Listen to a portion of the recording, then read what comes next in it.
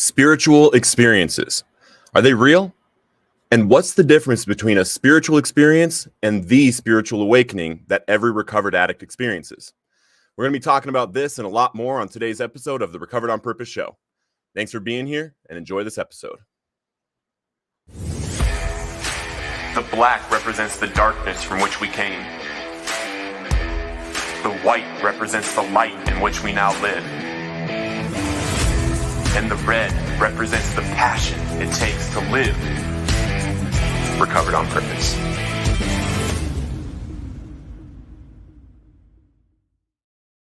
Welcome, everybody. Super excited that you are here. We love you. And guys, this is going to be an incredibly fun topic. And what I chose to do today that I've never done before is that all you out there, I know us addicts go through so many different experiences in our addiction, in our life, and in recovery that we want to share, especially when we have this higher power that we've connected with, this spiritual being that is always with us, right? And I want to hear about other people's experiences. I'm going to share some of mine. Some of you have heard some of mine, but I'm actually going to share some on the show today that I've never shared before public.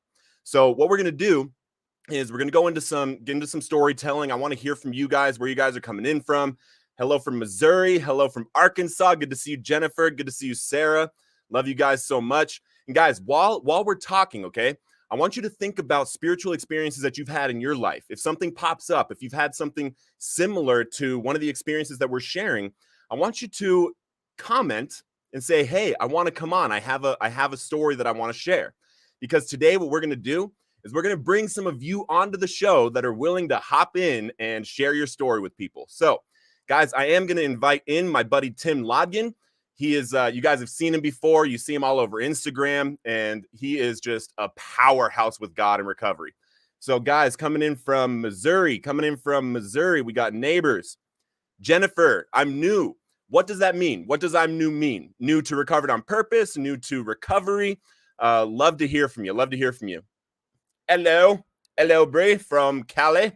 Good to see you. All right, bringing in Tim. What's up, my brother? Adam, what's going on, my man? How you feeling? How you doing, man? Good to see you. Thanks for having me, man. I appreciate it. Amen. And Sarah is getting a year clean on Monday. Let's go. We're going to celebrate that one. Let's go. And I literally congratulations. got this specifically to celebrate with you guys because it is so amazing to be hitting milestones in recovery. And some people try to say things like, oh, it's just a chip, or it's just, it's like this 15-cent piece of plastic, right? But the thing about that is it's something that means so much to us spiritually, because I don't know about you guys out there, but it took me a lot of years to pick up my first 30-day tag. And then when I hit that year, guys, that's when the magic starts. The first year is all about building that foundation. Am I right, Tim? Absolutely. Building that 100%. foundation of recovery. Yeah. And then, because you're sitting at what, 18, 19 months? 17 next week. Yeah, let's go. 17 months. And guys, Tim, the reason why I love having conversations with Tim and bringing him onto the show is he's sitting at 17 months. The way he speaks, the way that he expresses the power of God in his life and his recovery and the things that he's doing in his life right now it's advanced. It's advanced far beyond the 17 months. And the reason why I want to show you guys this is because each and every one of you has the capability to begin speaking, to begin sharing your story just like this at any point in your recovery. I remember in my first 30 days, bro, when I had that spiritual awakening. We're going to go into what a spiritual awakening is compared to spiritual experiences here in a little bit. But when I had that actual awakening, I was able to speak in a way because I had that experience. I knew what it was. I knew what this program does. I knew what recovery does. And I just wanted to get loud about it. I want to start telling people about it, right? And Sarah, super proud of you. What's up, Nolene? Good to see you. New to this live, and I am in active addiction. I still want to be in here. Positive vibes only, I promise. Jennifer, you are more than welcome. You You don't need to worry about any vibes here. I've had people come in and, not necessarily with a whole bunch of negativity, but we're needing help. And the great thing about lives like this, especially with Tim and I and in the Recovered on Purpose community, we have Catherine from No Longer Silenced in here. These people that are on these lives, everybody that's commenting, every single one of these people in here wants to help you. You are the most important person in this live right now. And we're sharing these experiences in order to show you what it's like, right? And just really quick, I'm just going to share something because you're new to this live. And if you're out there and you haven't seen this yet, in 2015, I'm going to show you a video of where my life was. This is body cam footage. Powerful. They had just found me behind the wheel of a car. I had overdosed and I was not breathing, no pulse. And they were doing chest rubs, sternum rubs on me, trying to get me to wake up. And I'm a totally different person now. That was 7 years ago now. And I'm coming up on 5 years of recovery. But when you watch lives like this and you see people that are speaking about recovery, don't ever think that we don't understand. Don't ever think that because we've gotten to this point, that we've gotten this relationship with God, we've had these experiences, we've had these awakenings, that doesn't mean that you are far away from it.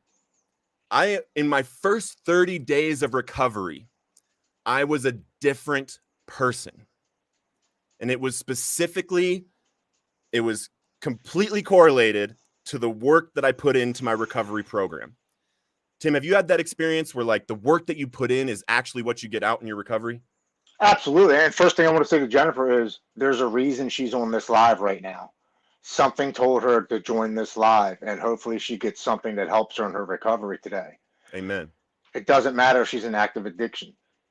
She wants to change, and she's with us right now for that exact reason. Yeah.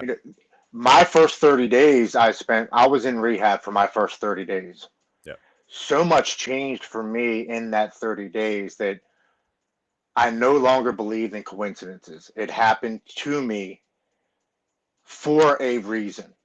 I think I might have said this before. I didn't believe in a higher power before I got into rehab. I was always like, if there's a higher power, I wouldn't be suffering like this. I wouldn't have mental illness. I wouldn't have addiction. If there was a higher power, why do so many people suffer? It wasn't until I got into rehab and I met this guy named Zach who every day would walk around reading the Bible. Yeah. And the first week or so, I was like, this guy's freaking crazy. All he does is walk around and read the Bible, but he wouldn't come up to you and throw God or Jesus in your face. He would just be like, this helps me. Maybe one day this will help you too. He was very, he wasn't pushy about it. He wasn't like, this is what you have to do. He would just simply say, one day this could help you. If you ever want to learn about him, I'm always here, but I'm not going to follow you. And I'm like, okay.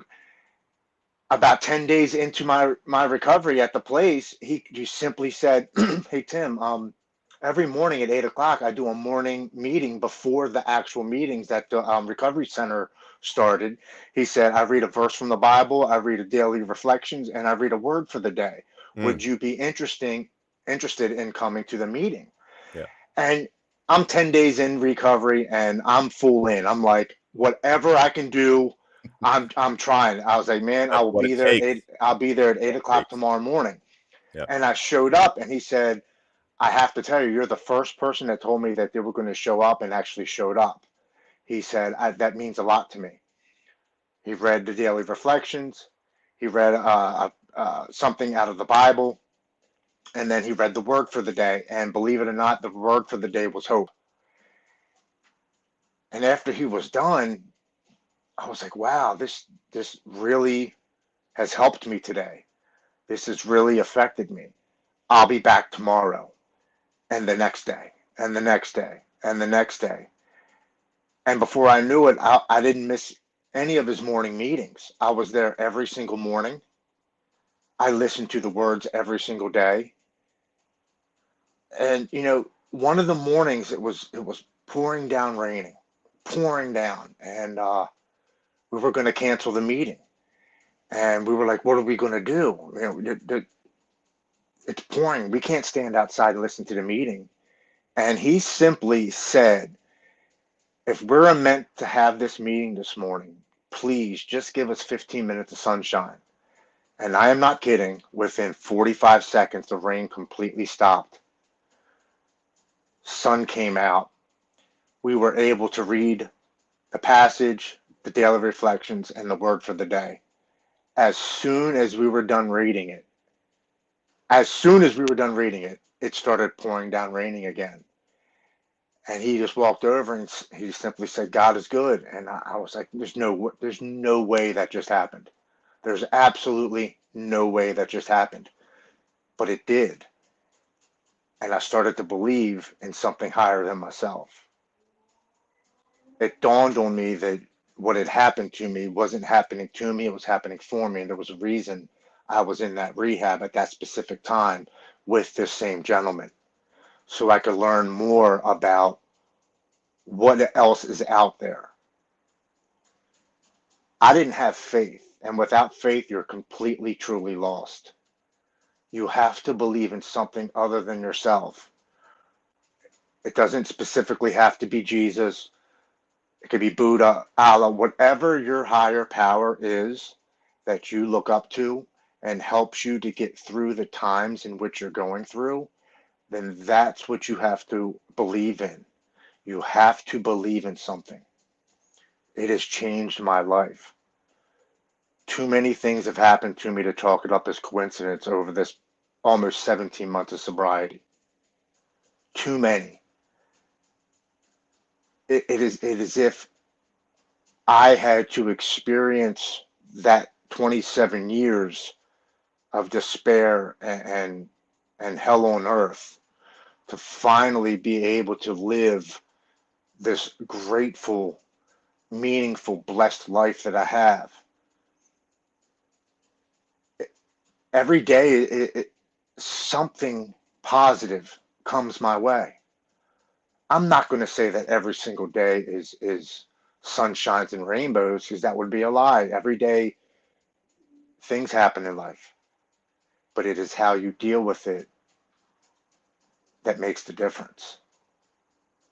It is how you change your perspective and make things a positive experience. I had somebody hit my truck in the gym parking lot a couple months ago, and I was so mad, so mad. And the first thing I thought of is, really, my new truck? Why? And first thing that popped in my mind was the Serenity Prayer. I couldn't change it. I have to accept it, and I have to had the wisdom to know the difference. And this person obviously didn't have the courage or the respect to stick around, and it is what it is. And I didn't allow that to emotionally impact me that day.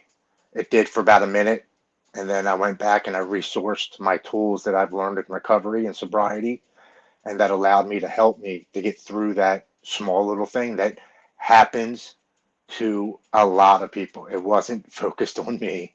It wasn't like, we're going to hit your car and leave because you deserve it. It happens. But I was able to understand that now. And I was able to let that pretty much just chalk it up as a life thing that happens to everybody. I have learned over these past 17 months that what has happened to me happened for me, not to me. I've accepted that I have a mental illness and addiction.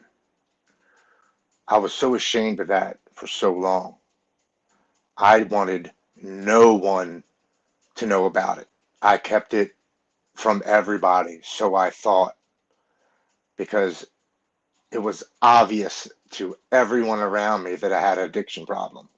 except for myself. But I thought I was keeping it under wraps and nobody knew anything about it. We are the last ones to finally figure it out. Our loved ones are the ones that suffer the entire time when this is going on. When we finally push that shame aside, that guilt, that despair, and we're ready to ask for help, and we're willing to put in the work to accept the help, anything is possible. Our lives What's up, change brother? so quickly. Where'd you go?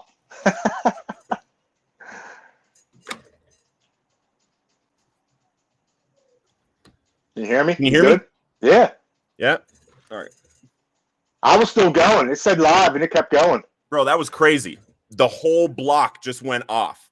And I thought Oh, that this wow. live stopped also No, it was because, rolling. dude, this app is awesome. StreamYard is awesome. My whole I- computer shut down. And I I thought kept this you thing going, was done man. for. I just went live on my phone and I was messaging you on Instagram. And I was like, bro, come on to the live. I'm sorry I lost you, you know? So this, guys, this is a commercial for StreamYard. If you want to do live videos, your whole city can shut down, but your StreamYard is going to keep going. I guess since one of us was still My connected, it just sound kept isn't back going. on yet, so I'm turning that on. There we go. I apologize about that, guys. I guess since one of us was connected, it just kept going. Dude, that's really cool. No, yeah, That's we're at almost 17 minutes now. So I talked for a good 5 minutes. I kept it going, brother. Awesome. Yeah, I went on to a live. I was like, yeah, and Tim and I were just talking about his experience in the first 30 days in treatment, and awesome. Yeah. Iris, I was wondering where I was too. You'll have to go back and watch it. Yeah, there was something that I was getting ready to celebrate because this is amazing. Guys, let's celebrate this. I flushed my drugs after doing a bit about 45 minutes ago, and now hearing you two, wow, this is amazing. Flushing drugs, that is a decision. That is a decision, and God brought you here for a reason. You are here for a reason. You're going to hear something here that is going to empower you to keep going in your recovery. So stick around. If you want to come on, if you feel like you want to come on, you have some experiences to share and you want to talk about it, come on in. So guys, and you went into the whole story. I've heard the story of then going to the Bible study and now you're super connected with him and stuff, right? So absolutely. When I was 10 years old, I was in the Columbine community. I was at Columbine Hills Elementary. Everybody's heard of Columbine High School. And I was 10 years old when the shooting happened. And after that happened, that was like my first experience with like having fear and not really knowing what was going on, feeling a little bit out of control because the whole community, there was so much going on that at that young age, I didn't understand. But that was also the first time that I started sensing God. I started sensing that there was something more out there. There was something that was showing me that it was with me in that time, but I had no idea what it was because I wasn't raised in a Christian home. I wasn't taken to church or anything like that. And it got to a point where I really, really desired, looking for him, finding out who he is and finding out what this means. And I had a sleepover with my best friend, Ben, at the time. And we're 10 years old. And I knew that his family went to church, and I knew that, they did that kind of thing. So I asked him in my mom's basement, who is God? What is God? And you got to imagine 2 10-year-old kids, talking about this. And he's like, well, all I know is that you just have to accept Jesus into your heart. And I said, well, how do I do that? He's like, well, I know we have to get on our knees. And so we got on our knees. We're in my mom's basement facing each other, 10 years old. And he says, do you accept Jesus into your heart? And I said, yes. And dude, every time I tell this story, I get the chills. Nice. Because that was my first spiritual experience where when I said yes, and I said it honestly, I felt his presence with me. And the interesting thing is that obviously I didn't live a, perfect life after that. After knowing Jesus, my life did not become 100% perfect. But what I was blessed with in my addiction was that knowledge, right? Was that knowledge of God, that knowledge that God is with me, that knowledge that, I'm not alone no matter what. And it culminated a lot in my addiction, in my recovery, in this one time, I was 16 or 17 years old, and I was on the football team at Columbine. And we had a rule as a team that if we go out and party, if you're drinking, you either have to stay at the house that you're drinking at, or another football player, only football players, who was not drinking drove you home. Those are your only two options, or you're going to get a beating, And we had this, we were having a party at my best friend's place.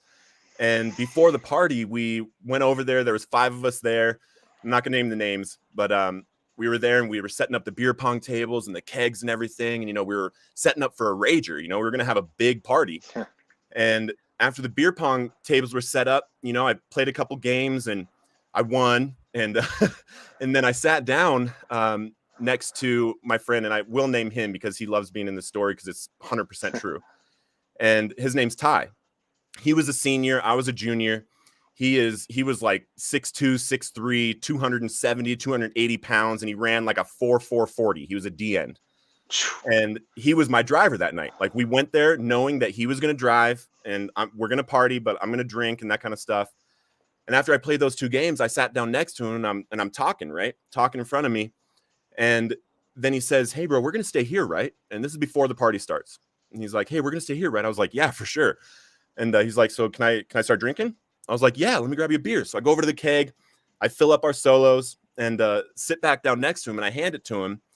And then I look back forward, and right when I look forward, I feel something like just an energetic force go all the way through my body, from top all the way through, like my toes, my legs, my body was like in this tingly state. But the only way I can explain the way it made me feel was in that moment I felt fear, like this immense fear that I didn't understand. And right when that happened, it felt like I wasn't in control of my body and I was looking forward. And as Ty went to take a drink of his cup, my hand shot over above it, stopped it from hitting his lips. I looked over at him in the eyes and I said, "Ty, we got to go." And he says to this day, 6'2", 6'3", D end, year older than me, telling him we're leaving this party that hasn't started yet. He says to this day, the reason why he said, "Okay," and nothing else is because he saw something else talking through my eyes. We leave. We go to Clement Park, which is a park nearby Columbine. We're playing basketball and stuff. And a couple hours later, got a phone call that there was a shooting at the party. What? Yeah. And it was my best friend's house, And apparently what happened was, because the party started getting off, there were quite a few people there, and a gang showed up, like 30 guys all wearing purple and yellow, and they're out in the front yard. And my best friend goes to the door and he has the door open. And then Roman is standing next to him, like right to his left, which is where I would have been standing. And my friend is telling them, "Hey guys, we can't let you in here. This is a high school party. Like this is not the place, And his sister was out in the street and he yelled at her. He was like, "Get your ass in here." And they thought that he was talking to them or something. And 3 of them pulled out guns, started shooting. Roman turned to run and got hit in the back of the head and killed. Wow. That was my first, like, holy cow spiritual experience where, like, God pulled me out of a situation that, I don't know if I'd be here if that didn't happen, And we're going to get into what the difference between a spiritual experience and the spiritual awakening, because the spiritual awakening is like a one-time thing. For a recovered addict, for a recovered alcoholic, it's like a one-time thing that you experience, what it was. And then spiritual experiences continue happening throughout your life, right? Yeah. And have you had experiences where you just like you felt the spirit, you knew that you were being guided, you knew that someone was put in your life in that exact moment for a reason? Oh, 100%. It's happened, like you said. It's happened a couple times, but that I might even explain it to you the first time when I rode out to the park that one day and I was lost and I was like banging on the ceiling of my truck, and I stopped at the tree where my friend had a car accident and lost his life at 18, and I'm talking to the tree. I'm like, "Please send me a sign that I'm not alone, that I'm not, I have a purpose in life, that everything's going to be okay. I just need to know that I'm not alone. And as I go to leave the park and I go to park in my truck because I can't drive and I'm crying, a car pulls up and we're nose to nose. And I watched the gentleman get out of his car, and it ended up being my best friend who died 21 years early. It was his father. Wow. And he gets out and he looks at me and he's like, Timmy. And I'm like, Mr. Bill. I'm like, what are you doing here? He's like, are you okay? And I'm like, start crying. I'm an alcoholic. I'm an addict. And he walks over to me and he puts his hand on my shoulder and says, I'm not supposed to be here this morning. My wife came to me in a dream last night and told me to come here this morning at 10 a.m. to walk the dog. I believe I was sent here to see you. And I said, I just Mm. stopped at Billy's tree and asked him to show me a sign that I wasn't alone. And we Mm. both looked at each other and we hugged. And he said, everything's going to be all right. And we talked for like 15 minutes. But that experience wasn't enough to stop me from drinking Right. or drugging. My addictive personality told me, well, now I'm being watched. I'm okay. I don't Yeah. have to stop. Yeah. Nothing's going to happen to me. I'm bulletproof. Nothing's going to happen to me. I'm actually being watched by something other than what I see. Right. Another cool experience that I had was when I got home from rehab and I started looking for home groups to go to. Yeah. And I'm like, let me search for like the closest 10 that are by my house. And I found one that was like 10 minutes from my house. And I show up there and it's this little building. I'm like, well, I'm going to check it out. I don't know what's inside. And the name of the building happened to be called Over the Rainbow Recovery. So I walk in and I sit down. I'm nervous as hell, big eyes. I'm like, what the heck's going to happen here? And somebody walks in the door and says, everybody, it started to rain. 5 minutes goes by. Somebody walks in the door and says, everybody come outside and look at the rainbow over the building. And I Mm. go outside and look. It was just a rainbow over our building that was called Over the Rainbow Recovery. And What? that was the first recovery place I went to coming out of rehab. And I ended up, Amen. I looked up, I was like, you've got to be kidding me. I was like, okay, Amen. this is my home group. I'm not leaving. That did not just happen. Yes. Yes.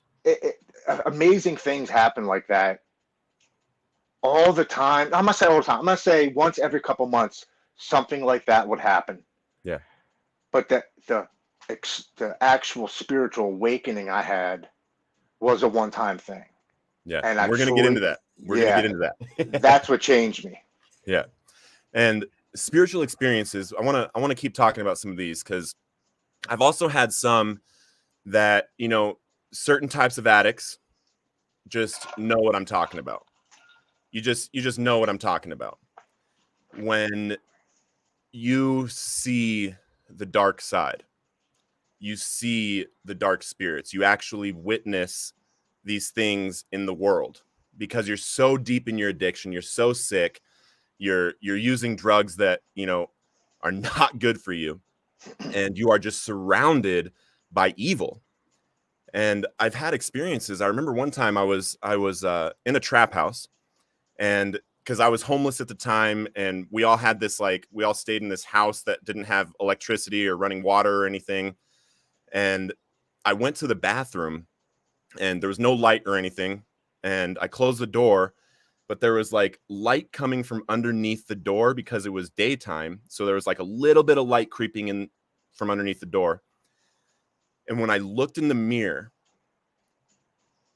the the devil was looking back at me, bro, in this room. And I felt it wasn't even at that point, it's not even a place of being afraid of it anymore. It just Mm. becomes this is what it is. I am just surrounded by darkness. I am darkness. I'm not able to, be a light to anyone. I guess this is just who I am now, And when I saw that, it didn't resonate as it does now. It didn't resonate at that time as being in this super dark, super deep place that I'm ever going to get out of. In that moment, it almost just seemed like life, Like you know? normal. Yeah. And I think that people that are suffering, that think that these experiences, think that they're alone in these experiences, or think that, they can't share these experiences out there. My book is literally called One Man's Journey Through the Spiritual Realm of Addiction.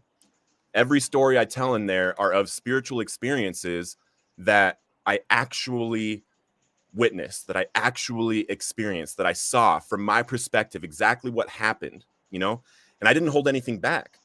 And I think it's important that, addicts don't feel ashamed of these spiritual experiences, because drugs are a portal, bro. Drugs and alcohol are a portal. There is an absolute reason why alcohol is also referred to as spirits. Yes. The bar is literally like an altar.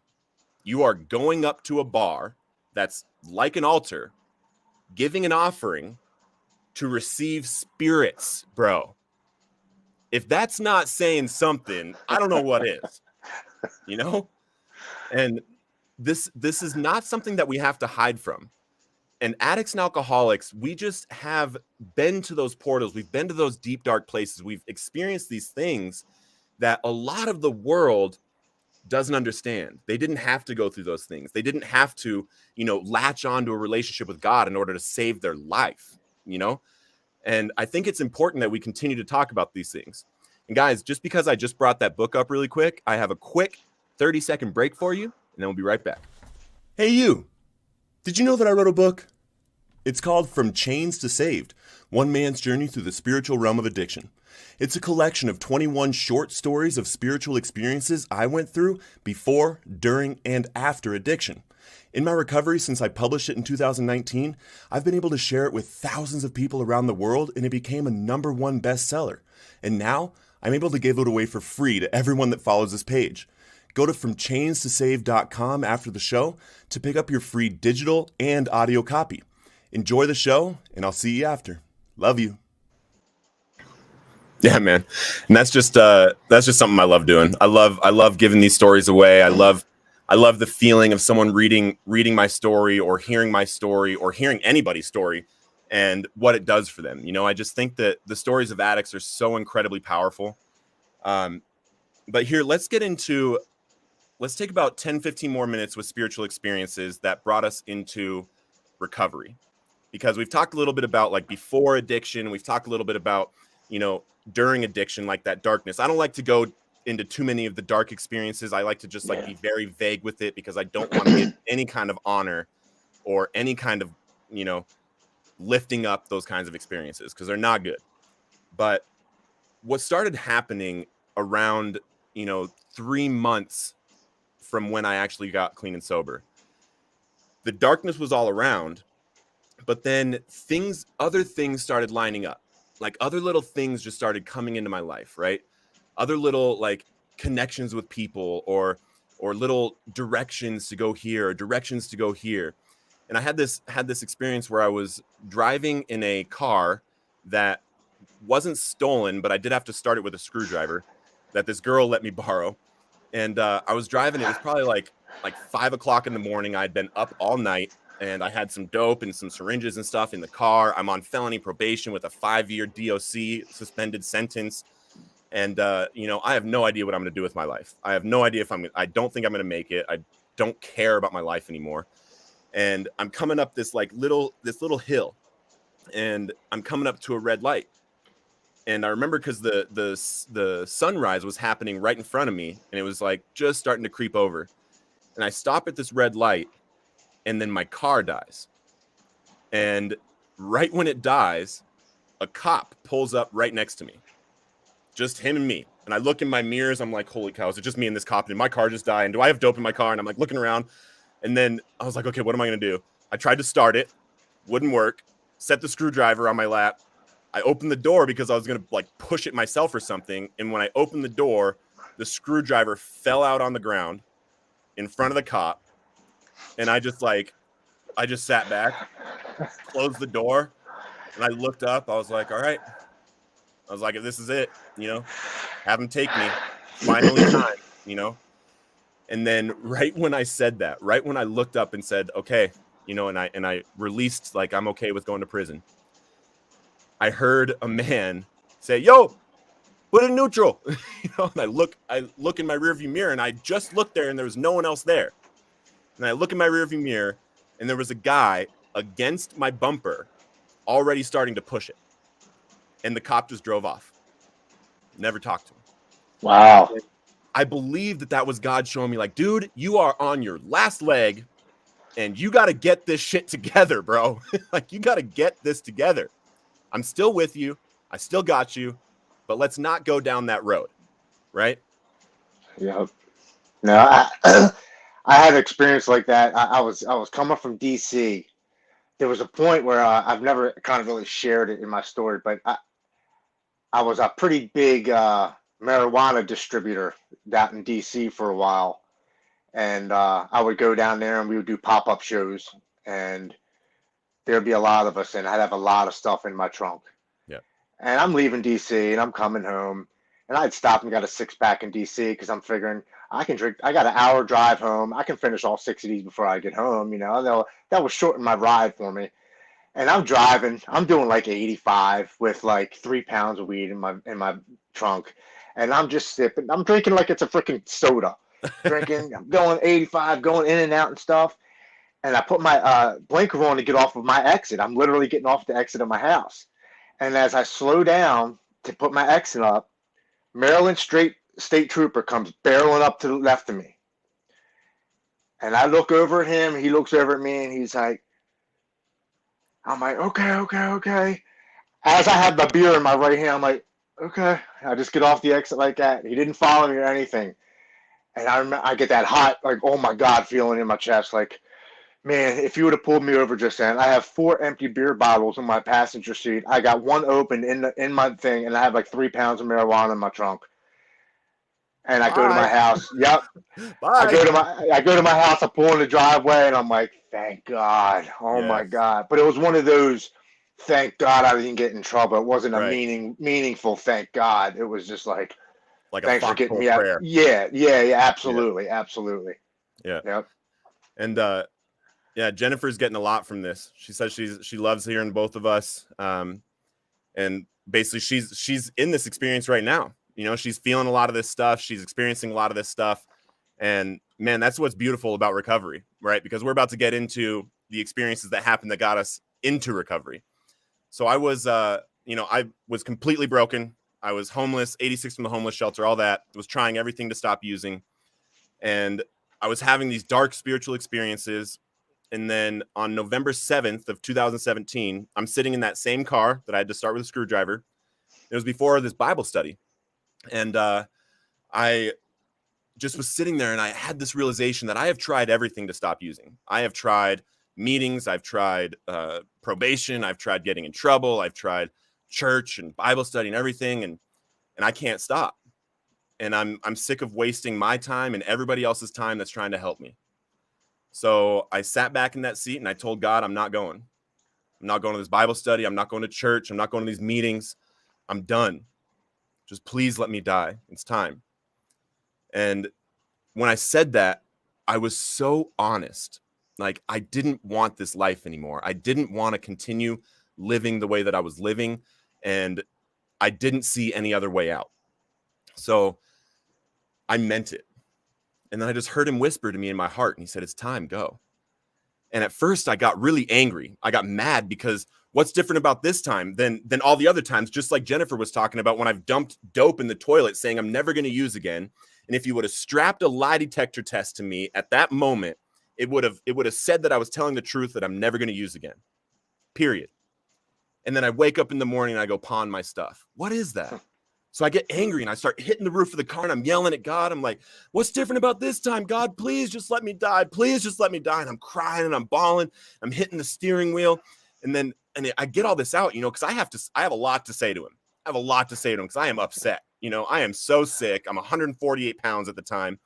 And he lets me get it all out for a few minutes. And then when I take a deep breath and I get it out, he just repeats himself. He said, it's time, go.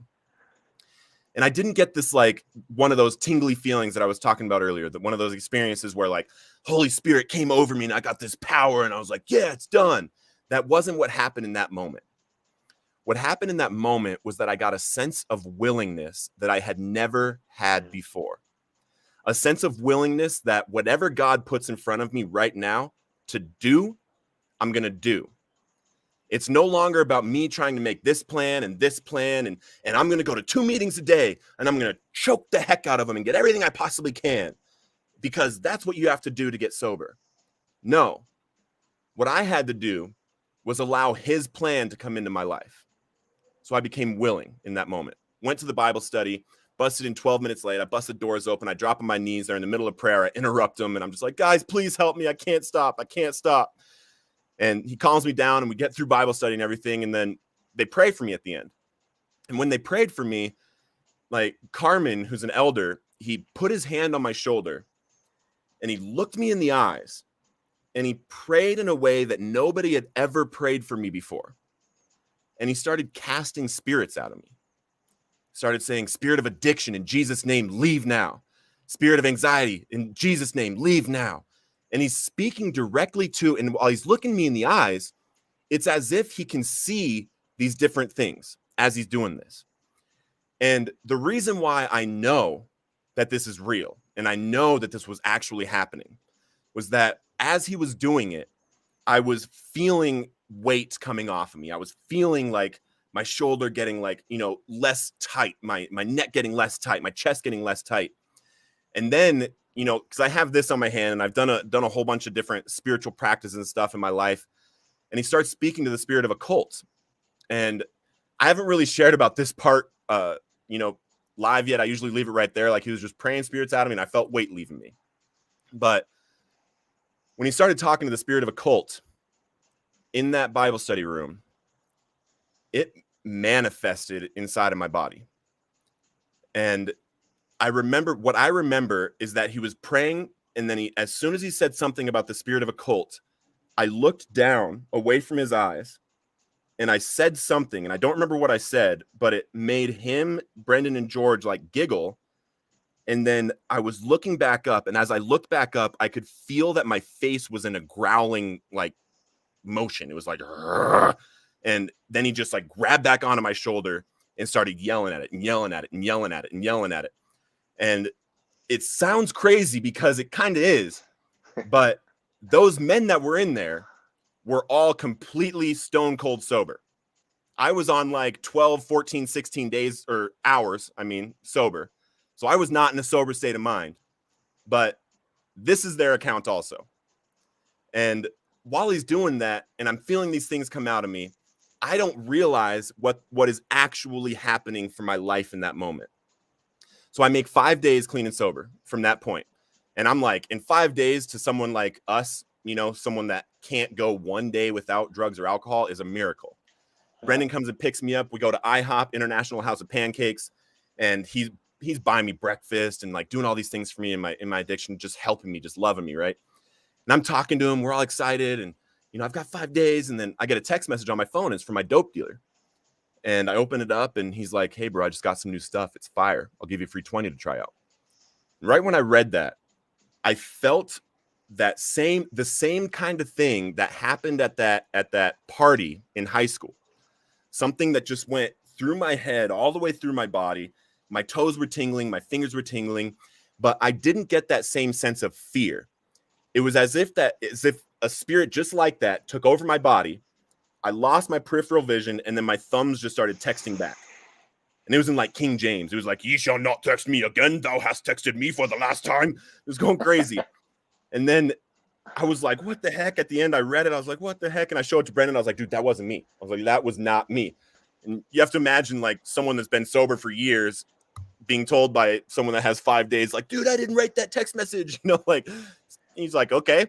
And I push send, I close it, and I'm looking down in my pocket. I'm putting it in my pocket. I'm like, I don't know what that was. I don't know who that was. And I look back up, and Jesus is sitting across from me. The entire restaurant had completely disappeared. All I could see was his face. There was a glow coming from behind him. He was smiling at me. And people asked me what he looked like. Like, people asked me what Jesus looks like. And it's not the same, like, white European, like, pictures and paintings that you see, but it's very hard to explain the presence of him right in front of you. It was just like, this smile was brilliant. And it was just this whole presence, this whole experience of like hitting me, not just what I saw, right? And the only way that I can explain, or the only thing I can relate it to, was when I used to shoot up heroin.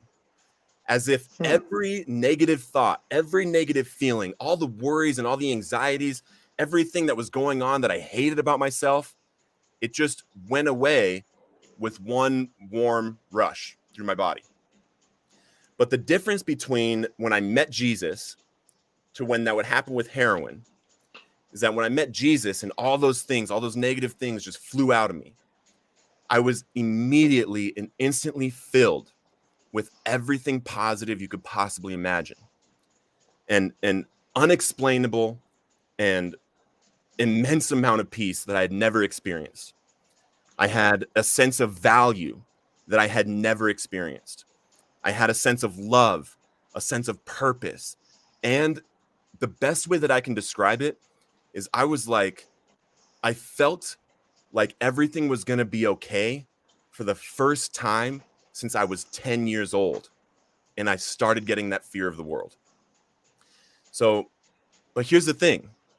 And we're gonna hear a couple more spiritual experiences before we go into yours, into the spiritual awakening.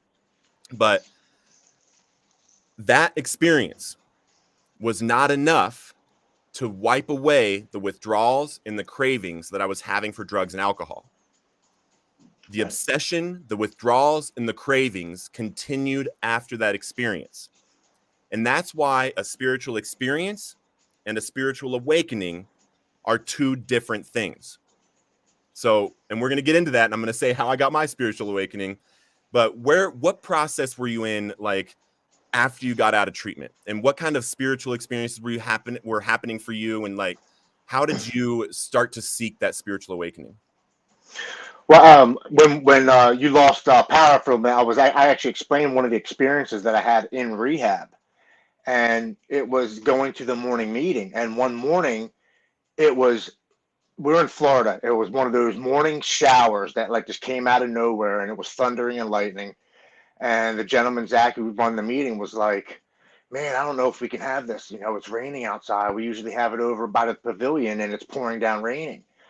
And I was like, "Man, we only need 15, 20 minutes." And he's like, "You know what? I'm gonna pray to have 15 to 20 minutes to sunshine so we can do our thing." And I'm not kidding. He did it.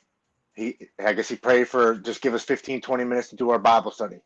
I Amen. am not kidding. 45 seconds later, it stopped raining. The clouds go away and the sun comes out. Amen. We had our meeting, Yes. and no shit, and I'm not even kidding. 30 seconds after he says the last sentence in the meeting, the clouds come back and it starts pouring down raining again. And we're walking to go get breakfast, and I'm like, "Did that just happen?" He's like, "God is good, my friend." Amen. No. I was like, "That didn't just happen." He's like, "Tim, the more you believe and the more you're open to faith, more things like that will happen to you." He Yeah. said, "He's just showing you what he's capable of." And I'm like, I was freaked out for like 3 days. I was like, it literally stopped 45 seconds after he said, "We need to have this meeting." And Yeah. it started to rain 30 seconds after he said the last sentence of the meeting. Are you kidding me right now that Amen. really just happened? Amen. And that really did start to open me up more to, okay, these aren't coincidences that are happening. Yeah. These are really happening for me right now in my life Amen. during, I believe, the most critical part of my recovery, which was the first 32 days, because that's when I was learning to have faith, to Yeah. believe in a higher power, to learn to not be ashamed of my past and what I Yeah. had went through, to be open to learning these tools that could transform my life for the better. Yeah. For me, that 32 days in rehab was like, it transformed me mentally, spiritually, and physically. And I needed that in my life because I don't know about you, but I was a freaking hardhead. Like, I could go through some stuff and blow it off and keep going and have experiences where I should have went to jail. Yeah. You know, I should have been pulled over umpteenth times drinking and driving and never Yeah. was, or a cop just blew by me and I never chalked it up as something was watching over me because Amen. that wasn't the path I should have been going down at that time. Amen. But when it came to that end, And my wife found me downstairs, standing on that bucket with the rope around my neck, and she came down and saw me. And she said the words that you just said. Tim, just get down. Everything's going to be all right. Mm. Those words happened to me in my actual awakening. And that's not a coincidence. Yet again, to hear those exact words in the calming manner that I heard it was such a peaceful feeling that came over my entire body. It Yeah. was as if a mother was talking to me, Mm. but not my mom, you know. Yeah. And it wasn't my wife talking to me. The way that she said it was an extremely comfortable, calming feeling. The way that she said it. Yeah. And that's like spiritual experiences. That's the spiritual experience, you know, because your wife is like, it's a bond. There's a spiritual bond there. Your partner, there's a spiritual bond there. Your parents, there's a spiritual bond there. And God will speak through them sometimes, especially in an instant like that. You know, so that's the spiritual experience. Now, like I was just talking about with my story and with that experience with Jesus on day 5, where I met him face to face at IHOP, you know, I believe in the power of God. I believe that God is able to 100% in an instant strike away withdrawals, cravings, obsession, all of that in a moment. I've heard of testimonies like that. Not my testimony. Didn't happen for me. I had that spiritual experience, and then for the next 21 days, I was shaking with withdrawals, shaking with obsession, shaking with how am I even going to do this? How am I going to make it through today? Because I needed drugs so bad. And the only thing that helped me while I was actually shaking and obsessing and craving was when I was actually sitting either in a meeting, or I was sitting with my sponsor, or I was sitting down and actually working on the steps. It's the only time I got any kind of relief from the cravings, the withdrawals, and the obsession. And that's why when I talk to people that are in early recovery, especially people that are in treatment, that have 30 days of treatment, it needs to be taken extremely seriously, because you have a break from society to get shit together. And it's really important that you do. Your first 30 days are so vital that you focus on nothing but your foundation of recovery. And everybody says that when you find a sponsor, you want to look for someone that has what you want, right? And my mistake was that for 7 years in the fellowships, I was looking for the guy that had the wife that I thought was hot, or the guy that had the big bank account, or the nice truck, or whatever, those kinds of things that I was looking at, because that's how it was expressed to me that I want to look for a sponsor. And then I was finding that nobody could sponsor me and help me get sober.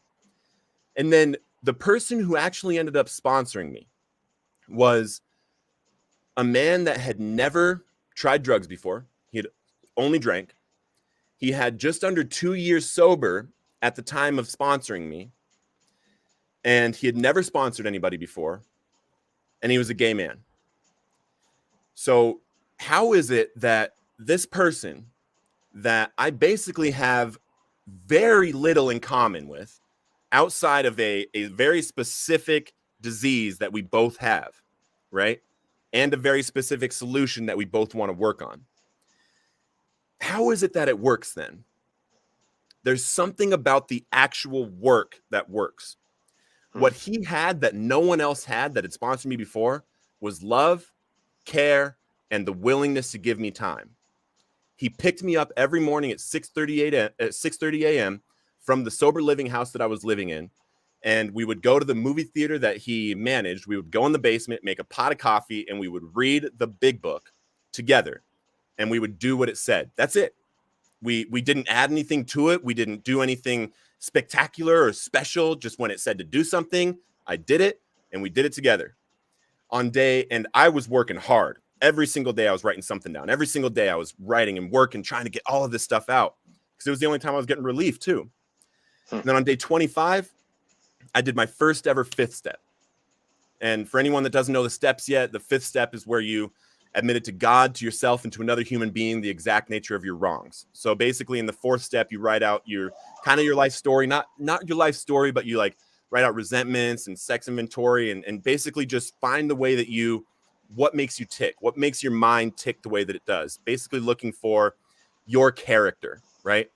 And I shared that with him on day 25. We went up on the rims and Billings in his 1983 Mailman Jeep, and I read him my fifth step, and nothing spectacular happened.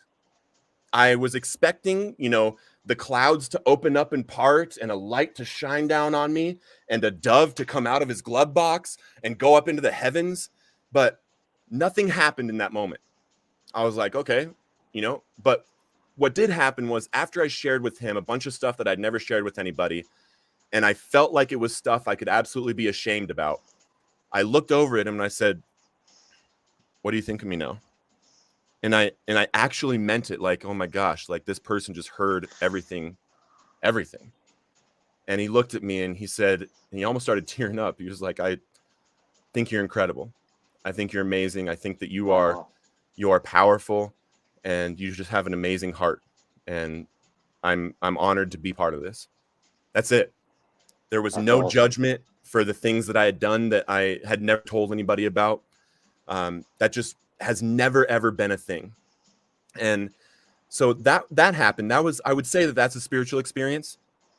And then the next day when he came and picked me up, 6:30 a.m., 1983 Mailman Jeep, on our way to the movie theater, I'm looking over at this beautiful sunrise, and the spiritual awakening hits me that for the first time since I was 12 years old, I had zero desire to drink or use drugs.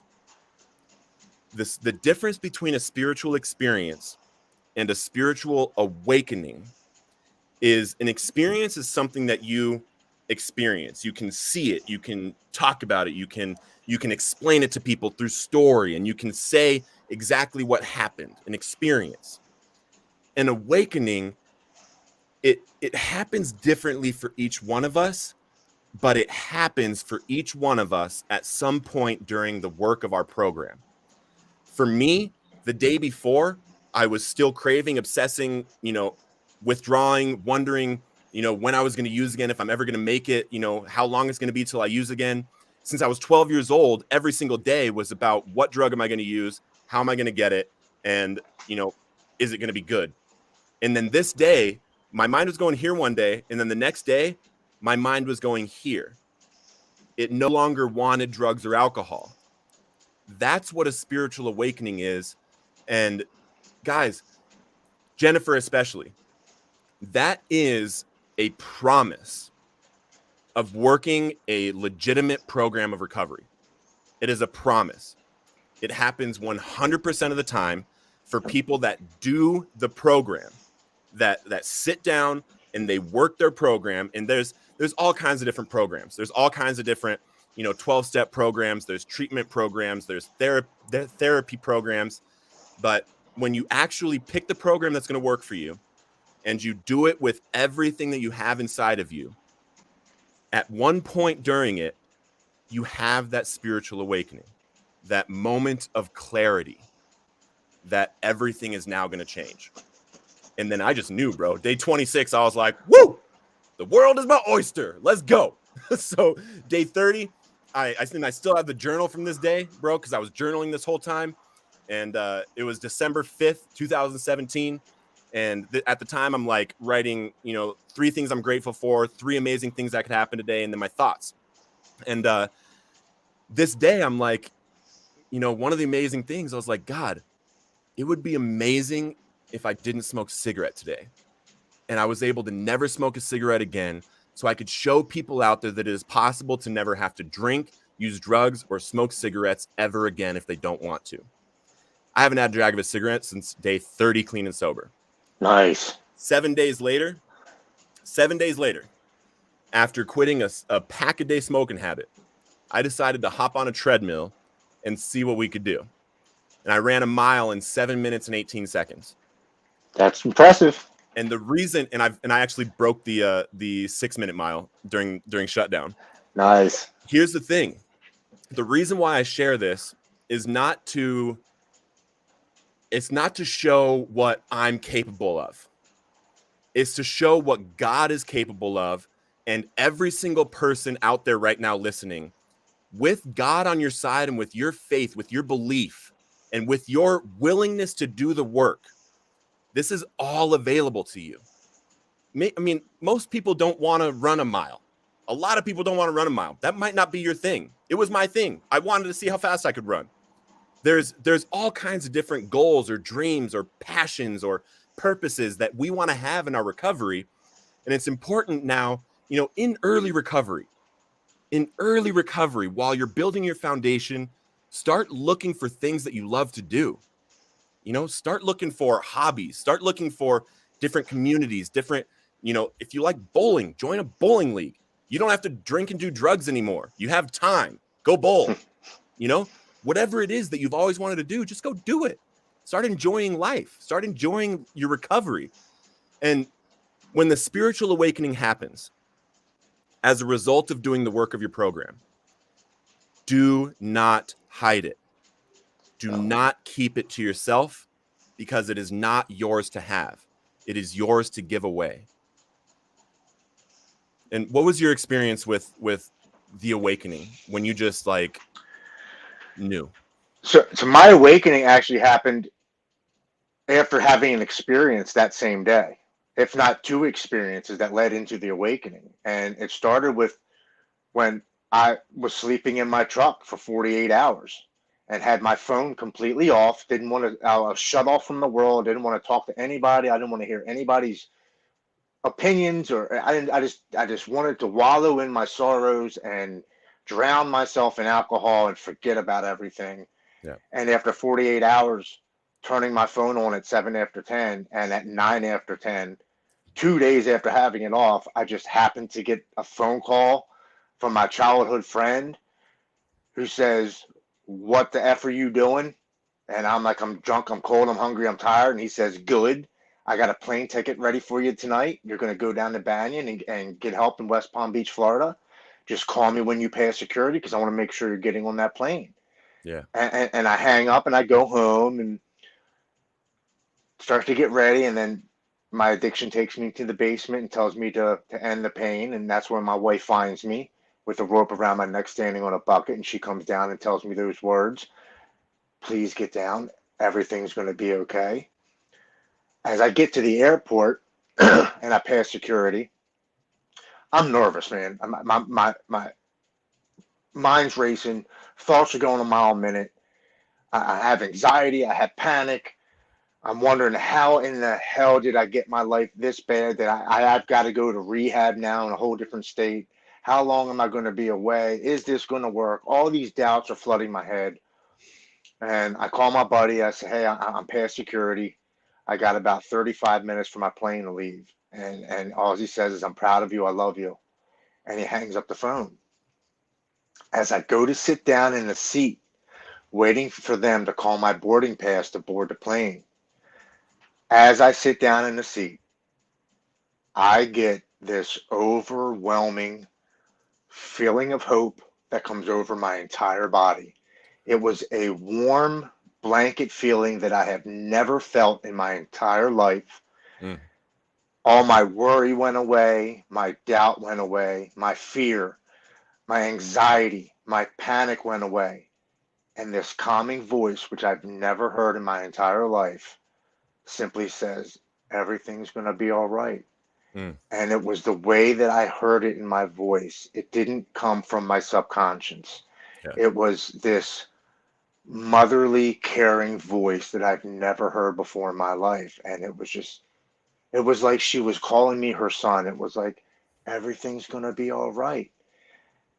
It was at that moment that I finally knew, after a 27-year long addiction to drugs and alcohol and mental disorder, that I was going to get the help that I finally needed to save my life. And since that day, I have not once, not one time, craved alcohol or drugs. Mm. I have not had any bipolar or mental disorder outbreaks Hallelujah. or bursts. Amen. I literally do not think about alcohol and drugs. It is like it was completely lifted from my Amen. subconscious, my mindset, my thoughts. It doesn't even cross my mind anymore. And what a blessing for that to have happened, because I'm sure it happens to people and they blow it off or they keep it to themselves, like you said. Mm-hmm. It is something that needs to be shared. Yeah. It is something that other Well, people that's really how need to we keep know. it. That's literally how Absolutely. we keep it. That's 100%. the you and you guys out there that are listening, you're listening to two men that were hopeless in their addictions a short time ago. That now we literally are both talking about the same type of awakening in different ways that it happens. The awakening, the specific awakening that we're talking about is the removal of the obsession to drink and use. And I didn't think it was possible in my addiction because it was just reality to me. It was just reality. I'm an addict and this is what I am. But now that I've had it, it is so important that I keep sharing about it because it keeps solidifying it into me. It keeps Yes. reminding me, and it's showing other people that it's possible for them. And Tim, I appreciate you coming on here, brother. Thank you for, I mean, dude, what are the odds that, you know, this was supposed to be just me tonight, you know? And I was like, hey man, I want to have some conversations about some spiritual experiences. You down to come on a couple hours? And you hopped on, and that's a spiritual experience right there, bro. Satan was trying to attack my live talking about spiritual experiences, but God was like, Tim's coming on and holding strong, bro. Let's Absolutely, go. brother. I always Let's got your go. back, man. Whenever you need, man. Man, that's one thing I never say no to. If somebody needs me to share something or help, I do it because I truly believe, like you said, in order to keep it, we must give it away. We must give it Amen. back. The more people that we share, the more people we can help. And that's truly what I believe my purpose is now. Amen. Love you, brother. Love everybody out there. Jennifer, if you want, not if you want, message me. Just message me. Message me on the page, and we'll set up a call and talk about where you're at, talk about a plan to find your program of recovery. And I'll be here to support you the whole time. And Absolutely. Jennifer, because you just came back, I see you. Send me a message to my page and let's set up a time to talk. I mean, I'm available like right now if you want to talk about where you're at and come up with some specific action plans for your recovery. Love you guys so much. We are super blessed to have the opportunity to speak the way that we are with a community of people that we love so much. Guys, get out there, help people out there suffering, and keep living recovered on purpose.